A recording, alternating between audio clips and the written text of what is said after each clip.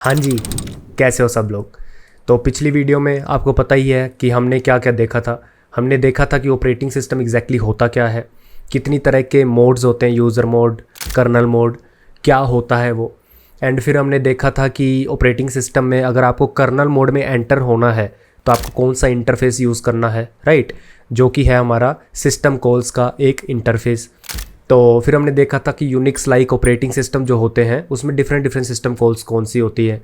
फिर हमने देखा था कि सिस्टम कॉल्स में सबसे पहला जो था वो था हमारे पास system calls for process management, कि जब भी हम पेरेंट प्रोसेस, चाइल्ड प्रोसेस या फिर शेल में कोई भी कमांड हम रन करते हैं तो एग्जैक्ट बिहाइंड द सीन होता क्या है। और फोर्क कॉल देखी थी हमने, और इसका आगे जाके हम एक छोटा सा प्रोजेक्ट भी बनाएंगे C++ में, ताकि आपको सब कुछ अच्छे से समझ आ जाए। एंड आपको पता है पिछली वीडियो में कि हम C++ क्यों यूज़ करेंगे, बिकॉज काफ़ी लो लेवल है, अच्छा खासा सीखने को मिलेगा। तो आज की वीडियो बिना डिले किए शुरू करते हैं। तो आज हम देखेंगे सिस्टम कॉल्स फॉर सिग्नलिंग, थोड़ा थोड़ा प्रैक्टिकल भी देख रहे होंगे, और आप में से मोस्ट ऑफ द लोग इसमें से काफ़ी कुछ सीख पाएंगे, क्योंकि उनको लगता है कि हम ऐसा करते हैं तो ऐसा हो जाता है, लाइक Ctrl+C आप करते हो तो आपका प्रोग्राम शट डाउन हो जाता है। बट वो क्यों होता है, राइट, एक सिग्नल जनरेट होता है, और इसका हम जब प्रोजेक्ट बनाएंगे सब सिस्टम कॉल्स का यूज़ करके बहुत अच्छा प्रोजेक्ट बनेगा। I will try to make either parallel image processing या फिर हमारा मल्टी थ्रेडेड प्रॉक्सी सर्वर जो हमने देखा था, राइट, काफ़ी लोग बोल रहे थे बनाओ। तो देखेंगे क्या बनाना है। बट आज का टॉपिक है सिस्टम कॉल्स फॉर सिग्नलिंग, और हम सिग्नल्स डिस्कस कर रहे होंगे, ठीक है। अच्छा खासा आज कंटेंट है, काफ़ी कुछ सीखने को मिलेगा। और उसके बाद हम एक इंटर प्रोसेस कम्युनिकेशन डिस्कस कर रहे होंगे, और उसके बाद एक प्रोजेक्ट आएगा जो आप सबके लिए काफ़ी इंटरेस्टिंग होगा, आई एम श्योर। तो सबसे पहले सिग्नलिंग की बात करते हैं। सिग्नलिंग की मतलब ये है कि अगर मैं अपने टर्मिनल में जाऊँ और टर्मिनल में मैं लिख दूँ यहाँ पे लेट्स सपोज telnet google.com, ठीक है। अब ये मेरा चाइल्ड, सबको पता है कि हमने पिछली बार डिस्कस किया था कि जब भी आप यहाँ पे कुछ भी प्रोसेस रन करते हो अपने शेल में कुछ भी आप प्रोसेस रन करते हो, हमने यहाँ पे कमांड रन किया, ठीक है। वो कमांड है मेरा telnet google.com। अब ये जो कमांड है ये मैंने लिखा है, और ये जब रन होगा काइंड ऑफ ये प्रोसेस ही तो है, राइट, ये प्रोसेस ही तो है। जो telnet है ये कोई सिस्टम कॉल करेगा, राइट, सिस्टम कॉल करेगा, मतलब इसका कोड कहीं ना कहीं लिखा होगा, राइट। अब ये जब चलेगा ये प्रोसेस चलेगा, और ये अपना एक चाइल्ड प्रोसेस चलाएगा, ठीक है। ये हमने देखा था कि जब भी हम कोई शेल में कमांड रन करते हैं तो एक चाइल्ड प्रोसेस को वो एग्जीक्यूट करता है ताकि वो उसको चला पाए, ठीक है। अब मैं इसको Ctrl+C दबाता हूँ तो ये शट डाउन हो गया। लेकिन इसको पता कैसे चला कि भाई अभी मेरे को बंद होना है, राइट, ये कैसे पता चला? इसको बोलते हैं हम सिग्नलिंग। जब भी आप Ctrl+C दबा रहे हो, ठीक है, जब भी आप Ctrl+C दबा रहे हो तो आप एक सिग्नल जनरेट कर रहे हो। सिग्नल डिफरेंट डिफरेंट तरह के होते हैं, हम देखेंगे। आपको याद नहीं करना, जस्ट आपको ये पता होना चाहिए कौन सी सिस्टम कॉल क्या करती है। जब हम प्रोजेक्ट बनाएंगे सिस्टम कॉल्स यूज़ करेंगे तो अच्छे से समझ आ जाएगा, डोंट वरी। तो Ctrl+C दबाया मैंने, ठीक है, एक सिग्नल जनरेट होया। जब मैंने प्रोसेस अपना स्टार्ट किया था, जब भी मैंने प्रोसेस स्टार्ट किया था, जो मैंने P1 प्रोसेस है जो कि मेरा एक शेल है, उसमें मैंने कमांड लिखा telnet google.com। उसने एक प्रोसेस P2 स्टार्ट करा। जब भी कोई प्रोसेस स्टार्ट होता है तो वो एक अपना सिग्नल हैंडलर का प्लेस होल्डर दे देता है हमें, ठीक है।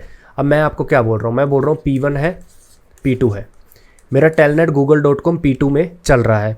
अब मैंने यहाँ से सिग्नल जनरेट किया, यहाँ से मैंने सिग्नल जनरेट किया। अब ये सिग्नल P2 को कैसे बताएगा? अब P2 के पास क्या होता है, P2 के पास एक प्लेस होल्डर होता है, ठीक है, प्लेस होल्डर होता है, या फिर मैं ऐसा बोलूँ एड्रेस होता है उस प्लेस होल्डर में, उस जगह का मेमोरी में, ठीक है। जब भी मैं कोई एड्रेस का बात करता हूँ उसका मतलब ये होता है कि आपकी जो रैम है ना, जो आपकी रैम है उसके एड्रेसेस होते हैं। ये हम मेमोरी मैनेजमेंट में देखेंगे, बट मैं आपको बता देता हूँ इनके एड्रेसेस होते हैं, ठीक है। तो ये जो एड्रेसेस होते हैं ना, यहीं पे कोई चीज़ें स्टोर होती हैं, और हर एक जो चीज़ स्टोर होती है उसका एक एड्रेस होता है कि भाई मेरा घर का पता क्या है, राइट। तो ऐसा है। तो अगर मेरा कोई प्रोसेस P2 चल रहा है, उसने एक प्लेस होल्डर दे रखा है, वो प्लेस होल्डर में एड्रेस स्टोर होगा, ना कि वैल्यू स्टोर होगी, राइट। वैल्यूज सारी स्टोर होती है हमारी एक जगह पे, ठीक है। तो ऐसा है। तो सिग्नल क्या है कि जब भी आप सिग्नल पुश करते हो, Ctrl+C दबाते हो, तो उसका जो स्टेट होता है कि भाई आपको प्रोसेस को एग्जिट करवाना है, ठीक है, वो आपके सिग्नल हैंडलर में चला जाएगा, ठीक है। और process gives the address of while calling the sig action. होता क्या है, जब भी आप सिस्टम कॉल करते हो तो आप सिग एक्शन करके एक सिस्टम कॉल को कॉल करते हो। मैं अगर यहाँ पे बोलूँ man sig action, software signal facilities. ये क्या बोल रहा है? The system defines a set of signal that may be delivered to a process. Signal delivery resembles the occurrence of hardware interrupt. आपने दो तरह के इंटरप्ट होते हैं, software interrupt and hardware interrupt. ये वो बोल रहा है कि ये जो सिग्नल डिलीवरी है ये रिजेंबल करता है हार्डवेयर इंटरप्ट के साथ। The signal is normally blocked from the further occurrence, the current process context is saved and new one is built. A process may be specify a handler to which signal is delivered, ये हमने देखा, और specify that a signal is to be ignored. Signal ignore भी होते हैं, ठीक है, ये हम अभी देखते हैं। तो इंटरव्यू पर्सपेक्टिव से सब आपको कोई नहीं पूछने वाला कि सिग्नल क्या होता है, सिग एक्शन क्या होता है, सिर्फ आपको ये पूछेंगे कि जब आप कंट्रोल सी करते हो तो होता क्या है। सिंपल सी बात है, P2 के पास एक सिग्नल प्लेस होल्डर होता है, ठीक है, उसमें हम अपना स्टेटस डालते हैं कि भाई प्लीज़ एग्जिट हो जा, और उस प्लेस होल्डर से ही प्रोसेस को सिग्नल रिसीव होता है, ठीक है। जब हम इस पर प्रोजेक्ट बनाएंगे, ये सारी सिस्टम कॉल्स का यूज़ करके, ये सब हम यूज़ कर रहे होंगे, पैरामीटर्स पास कर रहे होंगे, तब आपको और अच्छे से समझ आएगा, ठीक है। तो जैसे सबको पता है कि हम ऑपरेटिंग सिस्टम मीनिक्स 3 लेके चल रहे हैं, ठीक है, शुरू से लेके एंड तक इसी को ही रेफरेंस करेंगे। सिग्नल मीनिक्स 3 में, जो कि एक यूनिक्स बेस्ड OS है, उसमें ब्लॉक कर सकता है कोई भी, ठीक है। ब्लॉक सिग्नल रखे जाते हैं पेंडिंग अनटिल अनब्लॉक्ड। मैंने बोला P2 प्रोसेस है, ठीक है। P2 जब मैंने प्रोसेस बनाया उसको मैंने बोल दिया कि भाई तेरे को सारे सिग्नल ब्लॉक कर देने हैं, ठीक है, तेरे को कंट्रोल C के सारे सिग्नल ब्लॉक कर देने हैं। तो मैं जब भी प्रोसेस P2 के लिए कंट्रोल C का सिग्नल डालूंगा कि एग्जिट हो जा, वो उस सिग्नल को ब्लॉक करके रखेगा, ठीक है। आप उसको अनब्लॉक भी कर सकते हो, बट जब तक वो ब्लॉक है वो सिग्नल उस तक नहीं पहुंचेगा, आई मीन एग्जीक्यूट नहीं होगा, ठीक है। तो सिग पेंडिंग कॉल रिटर्न करती है एक बिट मैप 0110। 0 का मतलब कुछ नहीं है, 1 का मतलब ये सिग्नल ब्लॉक्ड है, to represent the signal which are pending and blocked, ठीक है। सिग प्रोक मास्क कॉल है। अब मैं आपको और थोड़ा अच्छे से बता देता हूँ कि जब भी आपको इन सब चीज़ों को डिटेल में पढ़ना है, जो कि आपको पढ़ना चाहिए अकॉर्डिंग टू मी, तो आप यहाँ पे सिंपल लिख सकते हो। देखो, क्लोड कोई वीडियो स्पॉन्सर नहीं है, बट आप क्लोड अगर यूज़ करना चाहो, ये पेड है, बट एक सॉफ्टवेयर इंजीनियर के लिए मेंटर का काम कर सकता है, बहुत अच्छा है। मैंने इसको बहुत कुछ चीज़ें पूछी हुई हैं, देखो काफ़ी चीज़ें मैं इससे पूछता रहता हूँ कि इसका मतलब क्या होता है, ब्लॉक डिवाइसेस क्या होती हैं, ये सब।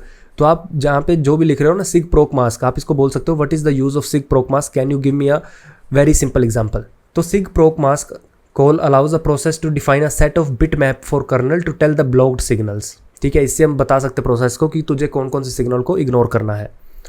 Instead of using a function by process, the processes can define a constant sig IGN to tell that signal of specific type are blocked. इसको देखते हैं अभी। Sig DFL is to restore the default action of the signal. मतलब अगर आपको कोई भी signal को ब्लॉक रखा हुआ है, उसका डिफ़ॉल्ट एक्शन आपको रीस्टोर करना है, तो ये बिट, या फिर मैं ऐसा बोलूँ, ये आप फ्लैग ऑन कर सकते हो। इससे क्या होगा, डिफ़ॉल्ट एक्शन उसका ऑन हो जाएगा। डिफ़ॉल्ट का मतलब क्या होता है कि जब भी कोई सिग्नल आएगा, या तो उसको किल करना है अपने आप को, या इग्नोर करना है। तो डिपेंड करता है आपने उसको क्या बोला है बाय डिफ़ॉल्ट, ठीक है। इसका सबसे अच्छा एप्लीकेशन मैं आपको बताता हूँ। मैं यहाँ पे लिखता हूँ telnet google.com एंड लास्ट में एम्परसेंड लिख देता हूँ। इसका मतलब है कि telnet google.com करके एक प्रोसेस को लेके आओ, इसका जो भी कोड है उसको रन करो, प्रोसेस को रन करो। P1 मेरा शेल है, P2 मेरा जो ये मैं रन करने वाला हूँ, बट मैं ये बोल रहा हूँ कि P2 को बैकग्राउंड में चलाओ। उसका इसके लिए मैंने यहाँ पे लिख दिया एंड, ठीक है, एंटर कर दिया। अब उसने उसकी आउटपुट प्रिंट की कि क्या उसमें चाइल्ड की इनिशियल आउटपुट है, और फिर तुरंत एग्जिट हो गया, ठीक है, ठीक है। अब मैं यहाँ पे टाइप कर पा रहा हूँ, मेरे को चाइल्ड प्रोसेस का नहीं दिख रहा, बट ये जो रिटर्न हुआ है ना, ये मेरी चाइल्ड की प्रोसेस आईडी है। अगर मैं यहाँ पे प्रोसेसेस सारे निकालूँ और यहाँ पे देखूँ, तो ये प्रोसेस मेरा चल रहा है, ठीक है, और इसको अभी टाइम नहीं हुआ है, जस्ट चलाया है। telnet google.com करके प्रोसेस है, ये प्रोसेस चल रहा है बैकग्राउंड में, ठीक है। तो अभी हुआ क्या है, मैंने एक प्रोसेस P1 था मेरा, जो कि शेल है, उसमें मैंने एक प्रोग्राम लिखा telnet google.com, ठीक है, जो कि एक प्रोग्राम है, ऑब्वियसली कोई कोड रन करेगा, और वो मैंने बैकग्राउंड में चलाया, जिसके कारण P1 में जो मेरा शेल है उसमें थोड़ी सी आउटपुट प्रिंट हुई, और जो भी P2 है वो बैकग्राउंड में चल रहा है, ठीक है।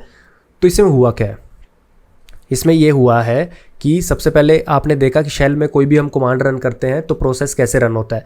सबसे पहले एक फोर्क होता है, ठीक है, करंट मेरे शेल की जो भी फाइल डिस्क्रिप्टर्स हैं, जो भी उसका स्टेट है, ये हमने देखा था जब भी फोर्क होता है तो आपका as it is snapshot copy होता है, राइट।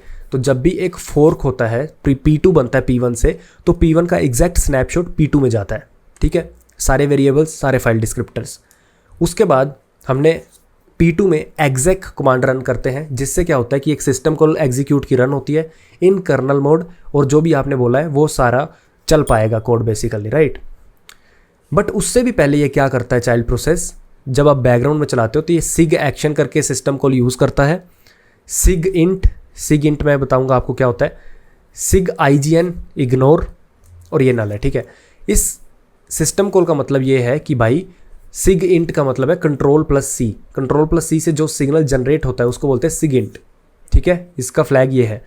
तो मैंने बोला sig एक्शन कि sig int जब भी जनरेट हो P2 के लिए प्लीज़ इग्नोर दैट। अब मैंने इग्नोर किया, इसीलिए मैंने जब यहाँ पे टेलनेट करके उसको बैकग्राउंड में चलाया था ना, और वो जब चल रहा था, लेट्स सपोज पहले मैं इसको किल करता हूँ,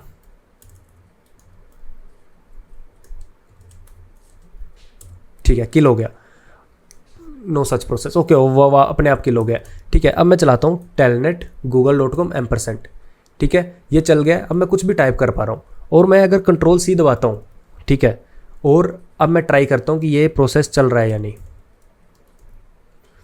तो ये प्रोसेस चला था, ठीक है। अब दोबारा देखते हैं, तो ये प्रोसेस चला था। अगर मैं Ctrl+C दबाता हूँ तो ये प्रोसेस कभी एग्जिट नहीं होगा। क्यों? क्योंकि Ctrl+C से जो आपका कमांड जनरेट होता है ना, कमांड नहीं बोलूँगा, जो सिग्नल जनरेट होता है वो होता है sig int, उसको इग्नोर करा जा रहा है। तो P1 से जब भी मैं P2 बैकग्राउंड में बनाऊंगा ना, तो P2 में exec कमांड चलने से पहले, जो भी आपने बोला है उसको एग्जीक्यूट करने से पहले एक सिस्टम कॉल होगी sig एक्शन, ठीक है, और ये बताएगा कि भाई तुझे Ctrl+C वो करना है, क्या बोलते हैं, इग्नोर। वैसे ही sig quit करके भी होता है, Ctrl+/ करके एक कॉल सिग्नल जनरेट होता है, उसको भी इसको इग्नोर करना है। सो फॉर द फोरग्राउंड जो कि अपना शेल है, these signals will be ignored. मतलब आप अगर शेल में कोई भी प्रोसेस बैकग्राउंड में चलाते हो, Ctrl+C कितना भी दबा लो, वो आपका Ctrl+C जो सिग्नल जनरेट होगा वो P1 टू P2 ट्रैवल करेगा, बट P2 उसको इग्नोर कर देगा, ठीक है। फर्स्ट ऑफ ऑल ये है।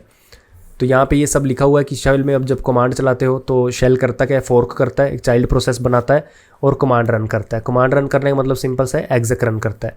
और जब ये रन करता है तो बैकग्राउंड में रन होता है, और वो आपकी प्रोसेस आईडी दे देता है कि भाई P2 जहाँ पे चल रहा है उसकी प्रोसेस आईडी क्या है, जो कि हमारे टर्मिनल पे प्रिंट हो रही थी 43 जो भी आपने देखा था।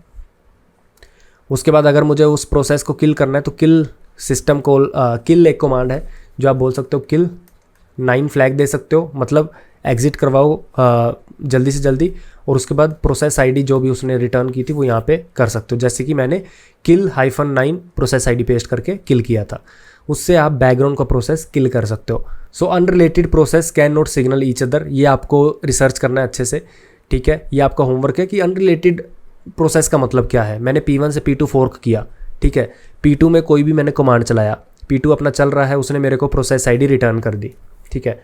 P1 से मैंने चलाया P2 ने कोई भी चलाया, उसने प्रोसेस आईडी रिटर्न कर दी। अब मैं P1 से किल कर पा रहा हूँ उस कमांड को, किल कर पा रहा हूँ उस प्रोसेस को, ठीक है। क्या कोई ऐसा प्रोसेस है जो इससे रिलेटेड ना हो, वहाँ से मैं किल कर सकूँ? तो इसका मतलब क्या है, ठीक है, वो समझ सकते हो तुम। तो ये बोल रहा है कि जब भी तुम kill-9 रन करते हो तो sig किल करके एक सिग्नल जनरेट होता है, ठीक है। In real life many a time a process is required to do something after an interval of time, for this sig alarm is used। sig alarm basically वो ये बोल रहा है कि जब भी आप एक प्रोसेस P2 चलाओगे तो उसको एक सिग्नल दे दिया जाता है उससे पहले कि sig alarm की भाई इतने इंटरवल बाद तेरे को चलना है, और क्या चलना है वो ऐसा कुछ एग्जैक्ट में दे सकते हैं, ठीक है। तो ये था सिग्नलिंग का।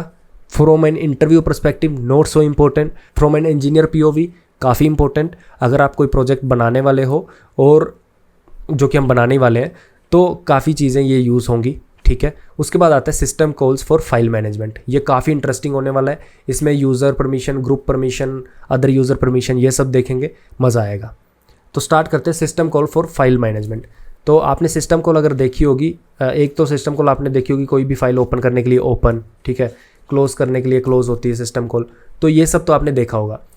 तो एक और सिस्टम कॉल होती है CREAT, क्रिएट। अगेन इसके बारे में पढ़ना है, ऑनलाइन पढ़ सकते हो या फिर यहाँ पे कर सकते हो, यहाँ पे पढ़ सकते हो। Create is the interface made obsolete, okay. It is a same function as open, ठीक है। तो ओपन के बारे में पढ़ सकते हो, मैन ओपन, ठीक है। तो ये सब पढ़ सकते हो। मैं आपको बता देता हूँ इसका मतलब क्या है। मैंने क्रिएट किया फाइल ABC, ठीक है, 0751 बोला मैंने उसको नंबर। इसका मतलब क्या है, ये क्या करेगा, एक ABC नाम की फ़ाइल बनाएगा, ठीक है, और उसको परमिशन देगा 0751 की। इसका मतलब क्या है, इसका मतलब ये है यूनिक्स OS लेवल पे 0 का मतलब है ओक्टल, ठीक है, ओक्टल। अगेन इंटरव्यू परस्पेक्टिव से ये इंपॉर्टेंट नहीं है, जो इंपॉर्टेंट है मैं आपको बता ही देता हूँ, राइट। आपको सिंपल पता होना चाहिए सिस्टम कॉल्स कितने तरह की होती है, क्या क्या करती हैं, दैट्स इट। ओक्टल होता है, उसका मतलब क्या होता है, ये आपको इतना ज़्यादा देखने की ज़रूरत नहीं है, बट अगर आपको जानना है तो ऑब्वियसली यू कैन रेफर। 0 का मतलब है कि ये ओक्टल है। ओक्टल मतलब जो 7 है ना, इसका बेस 8 है, ठीक है। अब अगर अपन बोलते हैं 87278253 किसी बंदे का फ़ोन नंबर है, तो इसका बेस होता है 10, आई मीन डेसिमल, ठीक है। और अगर हम ये बोलते हैं कंप्यूटर क्या समझता है, ये मतलब बाइनरी, बेस बाइनरी होता है, इसका बेस है 8। अगर मैं 101 बाइनरी है, इसको मैं अगर डेसिमल में कन्वर्ट करना चाहूँ तो मैं क्या करूँगा, 1 × 2 की पावर 0 प्लस 0 × 2 की पावर 1 प्लस 1 × 2 की पावर 2, ठीक है। तो ऐसा कुछ करेंगे। अगर आपको नहीं पता डोंट वरी। तो 7 को डेसिमल में कैसे लिखेंगे, 7 बेस 8 है, 7 बेस 8 को डेसिमल में कैसे लिखेंगे, या तो आप 7 को कन्वर्ट कर लो पहले डेसिमल में, ठीक है, 7 × 8 टू द पावर 0, ऑक्टल है, इसका मतलब होगा 7 ओनली। अब 7 को अगर मैं बाइनरी में लिखूं तो वो लिख सकते हैं हम 111 की, ये 111। तो इसका मतलब सिंपल सा है, फर्स्ट बिट होती है आपकी रीड बिट, सेकंड बिट होती है आपकी राइट बिट, थर्ड बिट होती है आपकी एग्जीक्यूटेबल बिट, ठीक है। तो जब इसने लिखा 0751 इस फाइल को बनाते वक्त, इसका मतलब ये है 0 इज़ ऑक्टल नंबर, 7 को बाइनरी में करोगे तो 111 आएगा, 5 को बाइनरी में करोगे तो 101 आएगा, 1 को बाइनरी में करोगे तो 001 आएगा। इसका मतलब ये है कि जो पहला 7 है ये होता है ओनर के लिए, जो फाइल बना रहा है उसको तीनों परमिशन है, वो इस फाइल को रीड भी कर सकता है, राइट भी कर सकता है, मतलब उसको खोल के अंदर कुछ लिख के सेव भी कर सकता है, राइट बेसिकली मतलब वही है, राइट। और एग्जीक्यूट भी कर सकता है। एग्जीक्यूट का मतलब सिंपल सा है, जब भी आप कोई प्रोग्राम लिखते हो, main.c प्रोग्राम लिखा आपने, इसका एग्जीक्यूटेबल बनाया main.o, अब इसको आप रन कर पा रहे हो, एग्जीक्यूट कर पा रहे हो, मतलब एक एग्जीक्यूटेबल को उठा के उस प्रोसेस के लिए रिसोर्स दे पा रहे हो, राइट, उस प्रोसेस को रन कर पा रहे हो, that is what we meant by executable. तो इस फाइल को बनाते वक्त RWX तीनों परमिशन थी, तो ओनर जब भी इस लैपटॉप को ओनर यूज़ कर रहा होगा तो उसके पास तीनों परमिशन होंगी। अब एक होता है ओनर ग्रुप, लेट्स सपोज मेरे पास एक लैपटॉप है, उसमें मैंने डिफरेंट यूज़र बना रखे हैं, U1 U2 U3, ठीक है। अब इन तीनों का लेट्स सपोज ग्रुप क्या है, G1, ठीक है। तो मैं बोल रहा हूँ कि ग्रुप जो भी है उसको RX परमिशन है, मतलब रीड की परमिशन है और एग्जीक्यूट करने की परमिशन है, बट वो फाइल्स को चेंज नहीं कर सकते। मैं इसका आपको यूज़ केस बताऊंगा अभी की अभी, एग्जांपल बहुत अच्छी, ठीक है। अदर्स मतलब जो ना ही एक ओनर है और ना ही किसी ग्रुप को बिलोंग करता है, तो उसके लिए एग्जीक्यूटेबल परमिशन है बेसिकली, ठीक है। तो जब भी कोई यूज़र बनाएगा इस फाइल को, अगर वो यूज़र G1 ग्रुप का पार्ट है तो उस G1 ग्रुप के लिए रीड एंड एग्जीक्यूटेबल परमिशन दोनों होंगी, ठीक है। इसका मैं तुम्हें एक एग्जांपल बताता हूँ। लेट्स सपोज तुम क्या करते हो, तुम कहीं किसी वेबसाइट पे जाते हो, ठीक है। अगर मैं बोलूँ REPL.it, REPL क्या है, एक ऑनलाइन IDE है जिसमें आप कोड कर सकते हो, ठीक है, जिसमें आप कोड कर सकते हो ऑनलाइन। बट जब आप कोड करते हो क्या आपको दूसरे लोगों की फाइल्स दिखती हैं? नहीं, राइट। तो आप जो भी फोल्डर बनाया है आपने REPL पे, तो वो आप उसमें कोड कर पाते हो, राइट, आप उन फाइल्स को एग्जीक्यूट कर पाते हो, राइट। तो आप यूज़र U1 हो, जब भी आप उस वेबसाइट पे लॉगिन करते हो, आपको जो भी आइडेंटिफायर है, लेट्स सपोज आपका नाम है राम, ठीक है, आपका आइडेंटिफायर हो गया राम 123, जैसे ही आपने लॉगिन किया तो ये आइडेंटिफायर आपका है। तो ये क्या करेगा, जो भी आप फ्रंट एंड पे अपना कोड एडिटर देख रहे हो REPL में, वो आपके बैक एंड में जहाँ भी आप अपनी फ़ाइल क्रिएट कर रहे हो वो फाइल क्रिएट करेगा, एंड उस फाइल्स की, उन फोल्डर्स की परमिशन सिर्फ आपको होंगी और आप उन्हीं चीज़ों को रन कर पाओगे, ठीक है। तो इसका मतलब ये है बैकएंड में आपके लिए स्पेशल परमिशंस एलोकेट कर सकता है कोई, किन फाइल्स को सिर्फ आप रीड कर सकते हो। गूगल डॉक्स की बात ले लो, अगर हम राइट एक्सेस किसी के साथ शेयर नहीं करते तो आप एज अ यूज़र U1 हो, U1 ने एक डॉक बनाई, U2 को शेयर की, U2 सिर्फ उसको व्यू कर सकता है, राइट नहीं कर सकता। क्या मैं एक इसका सिंपल सा अगर बनाऊं, कल को इसका सिंपल सा एप्लीकेशन बनाऊं, क्या मैं ऐसा कर सकता हूं कि मेरे सर्वर में किसी ने गूगल डॉक बनाया, ठीक है, U1 ने, इसने शेयर किया U2 के साथ। ये फाइल मैनेजमेंट में आएगा कि कैसे फाइल डिस्क्रिप्टर्स कॉपी होते हैं। कभी भी फाइल कॉपी नहीं होती है ना, उनके फाइल डिस्क्रिप्टर्स कॉपी होते हैं, राइट, उनके प्रीफिक्स कॉपी होते हैं। तो ये आगे देखेंगे। तो U2 को उसने शेयर किया व्यू डॉक करने के लिए, ठीक है। ये जस्ट मेरे अभी दिमाग में आई एग्जांपल, तो इसलिए मैं आपको बता रहा हूँ। I have not planned this example. तो U2 को आपने शेयर किया कि वो आपकी डॉक को सिर्फ देख पाएगा, एडिट नहीं कर पाएगा। तो इस डॉक का फाइल डिस्क्रिप्टर था लेट्स सपोज 1 2, वो इस यूज़र के लिए भी फाइल डिस्क्रिप्टर कॉपी हो जाएगा, बट ये जब उस फाइल को खोलेगा तो वो सिर्फ व्यू कर पाएगा यूज़र U2, नोट राइट, ठीक है। तो एक काफ़ी बेसिक्स एग्जांपल थी ये। तो आप ये बोल सकते हो कि create not only creates file but also opens file, जो कि हमने देखा कि क्रिएट ऑब्सोलीट हो गया है। क्रिएट का मतलब सिंपल ओपन सिस्टम कॉल ही है, जो फाइल बनाता भी है और उसको ओपन भी कर देता है साथ ही साथ, राइट।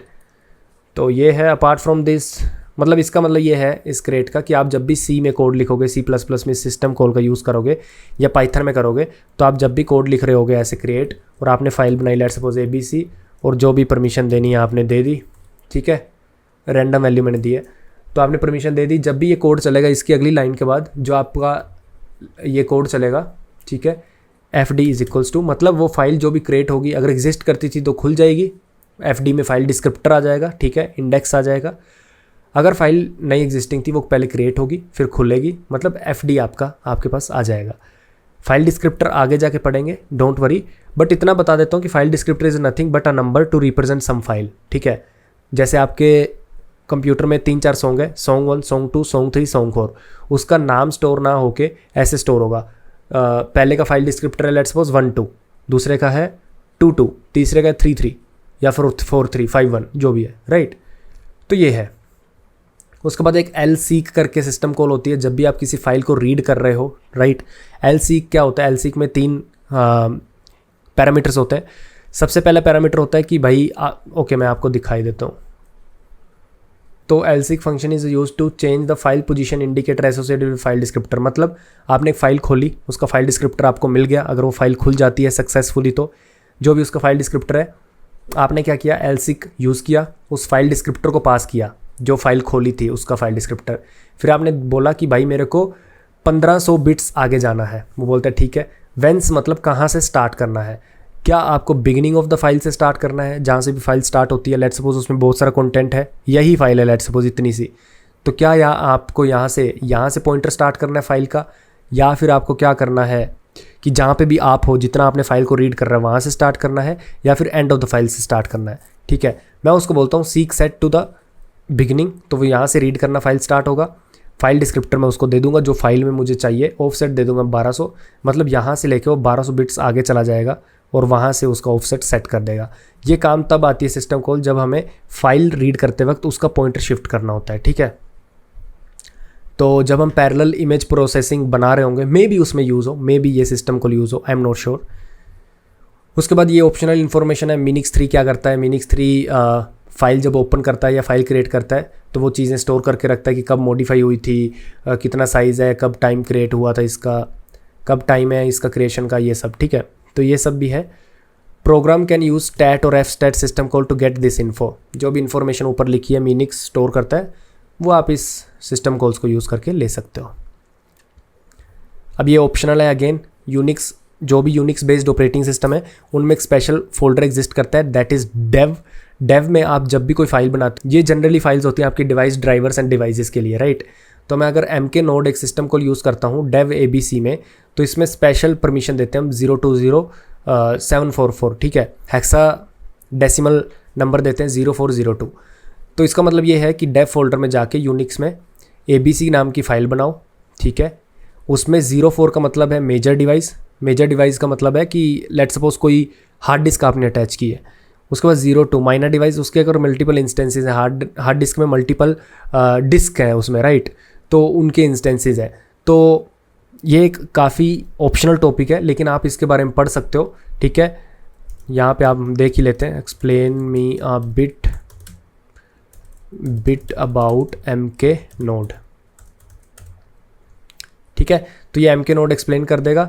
और अगर आप इसको 020744 का मतलब पूछते हो तो ये वो भी बता देगा। देख लेते हैं इसको भी। 0 का मतलब सिंपल है, ऑक्टल नंबर है ये, ठीक है, ऑक्टल है। 20744 का मतलब हमें देखना है, तो हम मुझसे पूछ लेते हैं। ये देखो मोड क्या है, ठीक है। मोड सबसे पहली बिट जो होगी आपकी, अगेन ऑक्टल नंबर है, उसके बाद वाली 1 2 3 4 5 देख पा रहे हो, और यहाँ पे कितने हैं 1 2 3 4 5, ठीक है। 0 ऑक्टल है तो ये इग्नोर कर सकते हो। तो सबसे पहले वाला फ्लैग आपको बताता है क्या ये रेगुलर फाइल है या नहीं, दूसरा बताता है कि करैक्टर डिवाइस फाइल है, तीसरा ब्लॉक डिवाइस फाइल है या नहीं, चौथा नेम्ड पाइप, या पांचवा सॉकेट है क्या, ठीक है। कि आपको करना क्या है, ये फाइल किसके लिए बना रहे हो, क्योंकि जब आप क्या करते हो, जब क्लाइंट एंड सर्वर कम्युनिकेट करते हैं, क्लाइंट ये है, ठीक है, और ये सर्वर है, ठीक है।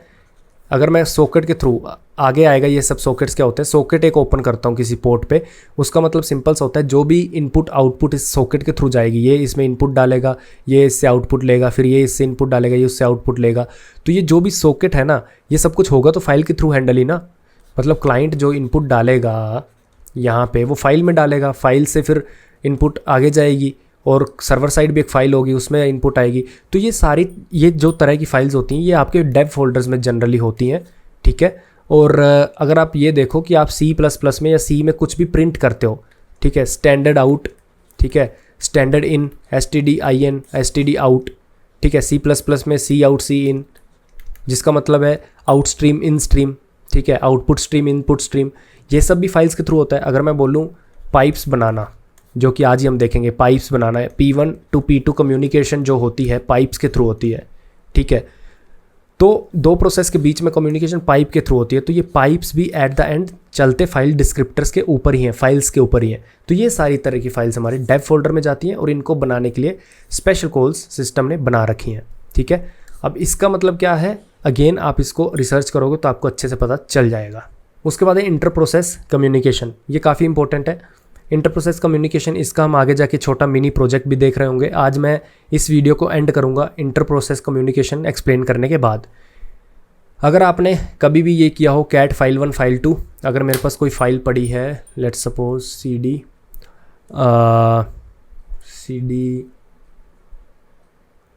ऑपरेटिंग सिस्टम्स पाइपलाइन, तो इस फोल्डर में आ जाता हूँ मैं, ठीक है। अब मैं बोलता हूँ cat main.cpp, ठीक है, ये बोलता हूँ तो cat क्या करता है, सारा जो भी उसमें कंटेंट है वो मेरे को शो कर देता है।